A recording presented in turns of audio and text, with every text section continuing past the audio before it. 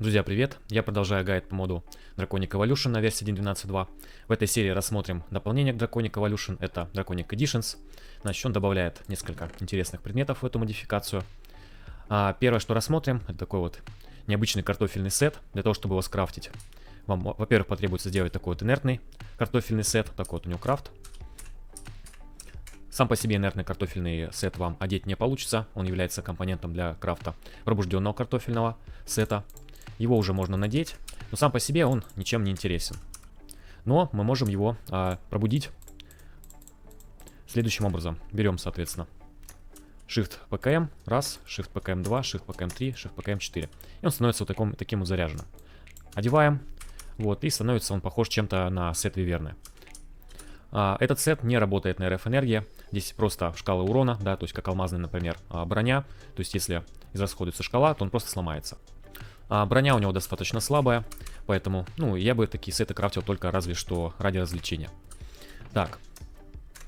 Далее здесь вот есть такие ожерелья. Основное, виверновое, драконевое. Они различаются только по уровню мощности, то есть по заряду, по емкости, которую они в себя вмещают, энергия. Давайте возьмем драконевое, оденем. И мы видим, у нас внизу появилась шкала щита. То есть можно использовать как примитивный такой щит. Тем более по крафту не сильно затратно, если, допустим, делать какую-то базовую. То есть как вариант для щита такой простой. Далее у нас идет кольцо отмены инерции. По свойству оно такое же, как модификатор отмены инерции на драконовом и виверновом сетах. Далее идет майка драконьего самосифирования. По словам разработчика, если вы одеваете на себя такую майку, она должна снижать уровень хаоса. Что бы это ни значило. Следующий предмет — это пояс драконьего перезагрузки. Тоже достаточно странная штука. Вот, по идее, вот если мы наденем сейчас какую-нибудь броню, например, драконьевую на себя, и в настройки зайдем, здесь вот найдем раздел, связанный с Draconic Editions, да, вот есть кнопка. Вот я забиндил себе, активировать перезагрузку. Нажимаем, видим, что у нас щит начал теряться. И по словам разработчика, если в этот момент, допустим, ударить посохом силы или выстрелить из лука, например, в дракона, в эндер дракона, он может погибнуть с одного удара. Честно говоря, не знаю, не проверял, вот, можете попробовать. Далее давайте рассмотрим механизмы, которые появляются в этой модификации. Первое — это такой броневой генератор. Суть его в том, что он может перерабатывать какую-нибудь лишнюю броню, которая у вас есть, в РФ-энергию. Например, вы походили по данжам, да, насобирали какой-то брони, ненужной вам, и вы можете ее переработать в РФ-энергию. Есть продвинутая версия такого генератора, броневой генератор хаоса. Значит, но для того, чтобы он давал больше энергии, вам необходимо сюда залить жидкий хаос. Для этого вам потребуется такой вот механизм, ожижитель хаоса. Устанавливаем его. Вот, далее сюда нам потребуется ставить осколки хаоса. Но прежде всего нужно запитать его РФ энергией. Давайте я для этого буду использовать вот такой вот творческий источник РФ. Запитаем сейчас энергией.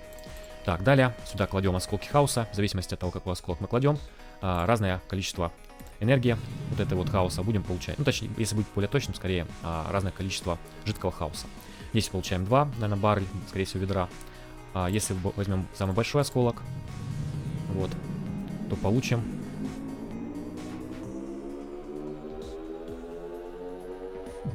1300 ведер. Чтобы нам, соответственно, перелить вот этот жидкий хаос в броневой генератор хаоса, нам потребуется вот такой вот контейнер. Но прежде всего его также необходимо зарядить. Вот, РФ энергии, поскольку этот хаос сам по себе будет наносить нам урон. То есть мы практически мгновенно погибнем, если у нас щит будет разряжен. Так, для этого можно, кстати, воспользоваться такой вот штукой. 4 типа здесь есть таких портативных заряжателя. Вот, давайте возьмем, допустим, уровня дракона.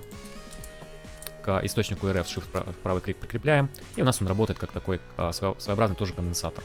Вот, ну, правда, на какой-то дистанции вот. То есть чуть отошли, и провод у нас разорвался. Вот. Итак, мы зарядили этот контейнер хаоса РФ энергии. Теперь можем набрать сюда жидкий хаос. Значит, правый клик набрали и сразу же рекомендую сюда перелить. Все, потому что иначе у нас резко здесь начнет убывать энергия РФ, и вы можете погибнуть. Вот, заходим сюда, видим, что мы сюда залили, соответственно, жидкий хаос. Теперь можем какую-нибудь броню сюда засунуть и пожарить. Как мы видим, здесь у нас одна такая железная броня дала 57 840 единиц РФ энергии. Сейчас посмотрим, сколько нам выдаст, соответственно, вот такая вот броня, с учетом того, что мы здесь залили жидкий хаос.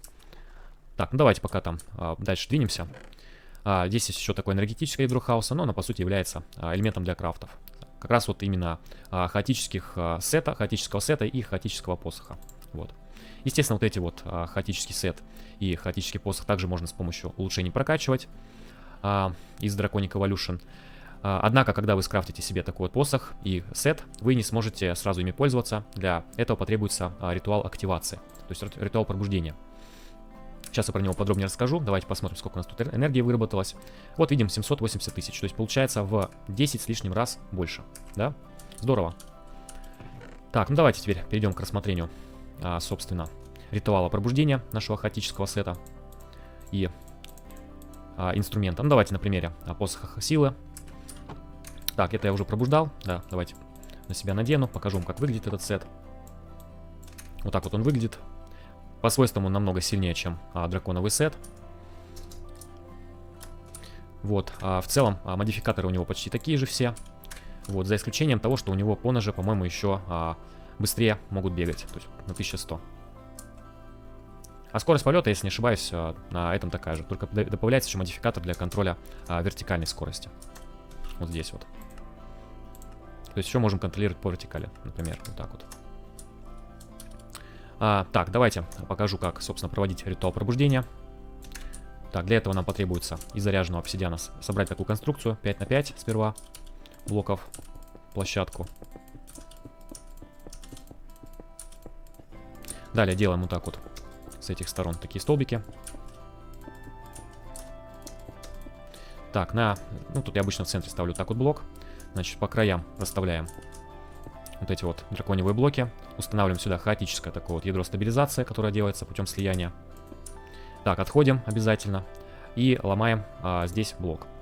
Обратите внимание, что когда вы здесь уже поставили вот эти все блоки таким вот образом, ваше хаотическое ядро активируется. Видите, меня начало притягивать. То есть на эту платформу становиться нельзя, иначе вас туда будет притягивать. Для того, чтобы начать ритуал пробуждения, просто кинем туда нужный вам предмет для пробуждения, но при этом вам нужно будет отойти. Я также рекомендую сделать вот такую вот какую-нибудь себе рамку, например, вот, чтобы если вдруг вы не успели отойти, чтобы вас туда прям в ядро не затянуло. Давайте, кидаю и быстро отбегаю. Все, видите, как оно расширилось. Вот, на этой дистанции примерно можно стоять. Вот сейчас пошел ритуал пробуждения.